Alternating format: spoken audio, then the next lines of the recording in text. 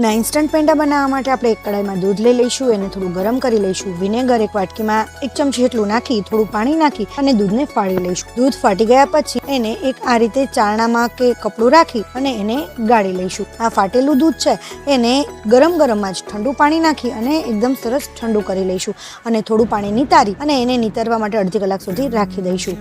અને ત્યાર પછી નીતરી જાય એટલે એક મિક્સર જારની અંદર લઈ લઈશું. જેટલું આપણે પનીર તૈયાર થયું હોય એની અડધી આપણે ખાંડ ઉમેરી દઈશું અને એકદમ સરસ ક્રશ કરી લઈશું. મિત્રો, તમને મારી રેસીપી કેવી લાગે છે ને એ મને કમેન્ટમાં કહેજો. અને જો તમે મારી આવી જ નવી નવી રેસીપી જોવી હોય તો મને ફોલો કરી લેજો.